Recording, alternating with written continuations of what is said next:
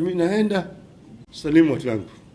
Salimu Kenya, mimi nakufa, lakini mimi nakufa kwa niaba ya Wakenya. Kwa hivyo kuna wengine ambaye wamekufa katika hii. Mimi nimeona watu wengi, marafiki wetu ambao wamekufa kwa hii struggle. Nimekaa na watu mpeleka mahakama pale, wakitoka mahakama wamechapatiwa hukumu ya kifo. Wanakuja wanapiga mimi kwa heri, lakini kama mimi naenda salimu watu wangu. Salimu Kenya, mimi nakufa, lakini mimi nakufa kwa niaba ya Wakenya. He was the son of a vice president, a trained mechanical engineer, a man who Nairobi held considered a dangerous radical long before he became a household name. But on the morning of August 2nd, 1982, Raila Odinga was nowhere to be found. The coup was over. The rebellion had been crushed. Yet, a knock at the door, or rather, a boot breaking it down, was coming. The government had a question for the young engineer. Where were you? The Air Force tried to burn down the Capitol. This wasn't just an interrogation. It was marked the brutal opening chapter in a 20-year cat and mouse game between one African longest service dictator, Daniel Arap Moi, and a prisoner turned politician who simply refused to be silent. Welcome back to Jackie Trends Kenya. Don't forget to like, share, and subscribe. Today, we step out of the barracks and into the back rooms of power. We shift our lens from the smoking ruins of 82 mutings, the ideological war that followed, the fight for the soul of Kenya, democracy. We will trace the life of Raila Odinga from a torture chambers of special branch to a daring escape disguised as a Catholic prize, and finally to the political victory that ended one-party rule forever. This is the story of a second liberation and how one man's suffering and movement courage forced the repeal of Section 2A, kicking the door open for multiple democracy in Kenya. Stand this blood fuel between Raila Odinga and Daniel Arap Moi. Let me take you back to 1945. On January 7, 1945, into political royal, his father Jaramogi Oginga Odinga was Kenyan first vice president, a vibrant nationalist who fell out founding father Jomo Kenyatta. Young Raila wasn't just a rebel by circumstance, he was bred for it. He studied mechanical engineering in Eastern Germany, graduating with a Master of Science. He returned to Kenya a thinker, an industrialist, man increasingly disillusioned with corruption of the ruling. By the late 1970s, Jaramogi was in political exile. Raila was watching. The man in power, President Moi, was consolidating his role.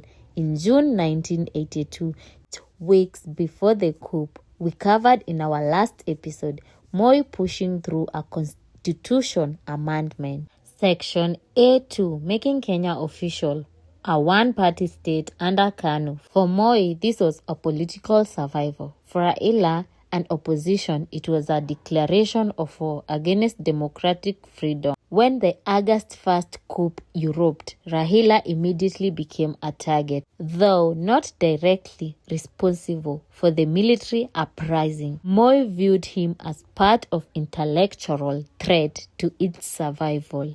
Days after the failed coup, Raila was hunted down by a special branch. He was arrested, interrogated, subjected to severe brutal. The state wanted confession. They wanted names. They wanted him broken. Instead, Raila endured years of detention without trial. He was held in notorious prison, including Kamiti Maximum Security Prison and Manyani Detention Camp. His mother died when he was in prison. His family suffered. His political spirit was tested repeatedly. He was released briefly in 1988. Raila resumed political activism almost immediately, only to be detained once again. Moi government understood something dangerous. Raila was not simply surviving imprisonment. He was becoming a symbol of resistance. By 1990, the global political climate was shifting. The Cold War was ending. Western power was increasingly pressuring African dictatorship to reform. Inside Kenya, opposition leaders began organizing for democracy change. Raila joined forces with reformists, including Kenneth Matiba, James Orengo, Paul Moiti, and others. Together, they planned a pro-democracy role for July 7, 1999. Saba Saba. Moi responded with arrest. Raila and key leaders were detained before the rally.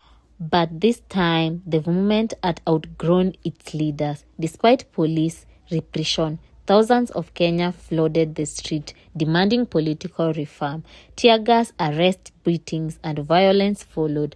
But Saba Saba achieved something historical. Transformed opposition from isolated political dissent into a national democratic movement. Moi had not lost power, but he had begun losing control of the narrative. Following the renewed persecution in 1991, Raila understood that detention or death was imminent. After being attacked and hospitalized, he went underground. With help of allies and churches network, Raila coordinated one of the most dramatic escapes in Kenyan political history. He traveled through Western Kenya, crossed Lake Victoria under dangerous conditions, escaped into Uganda, eventually reached Norway. Exile did not silence him. Instead, Raila used his time abroad laboring, international demo, and foraging government to pressure Moi. From Europe, he became an external face in Kenyan democracy struggle. His mission was clear: return home, end one-party rule. In late 1991, Moi faced mounting domestic unrest and increasing international financial pressure. Western donations suspended aid. Kenya economy was vulnerable. The cost of dictatorship was rising. Finally, on December 3rd, 1991, Moi conceded. Section 2A was repealed. Kenya was no longer legally a one-party state. Multiple democracy was restored. This moment marked one of the greatest victories of the Second Liberation. It was not a perfect democracy transition. Moi remained political manipulative. The wall had clogged. The opposition had forced open a door that had been shut for decades. Raila Odinga returned, not as a prisoner, but as an electric political force. In 1992 and 1997 elections exposed the wickedness of Kenya's new democratic order. The opposition remained divided. Moi retained power through strategy.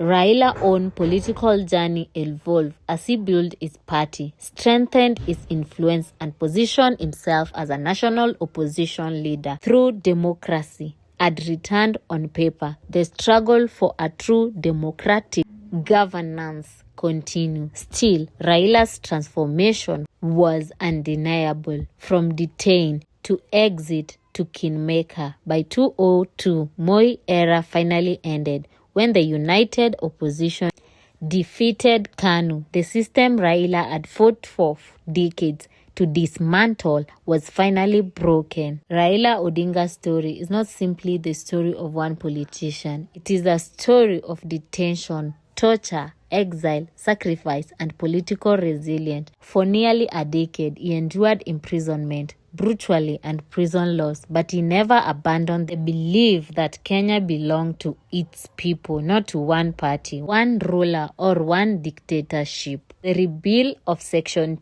2A did not solve all of Kenya's political problems, but it fundamentally changed the nation's trajectory. Where the guns of the 1982 coup failed in-house, the Second Liberation succeeded through years of endurance. And while Raila Odinga remained one of Kenya's most debated political figures, his role on dismantling one-party dictatorship is permanently hacked into the country's democratic history. The tears from the torture chambers are still running, as you can tell from the handkerchief that never leaves my hand.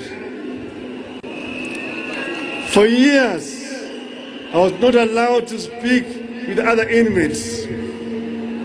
In fact, for 60 straight years, I did not sleep on a bed. For months on end, I was either held incommunicado, in solitary confinement, or handcuffed and in transit to the next prison or detention camp. A relative died, including my beloved mother and my own brother, and I never got the chance to say goodbye.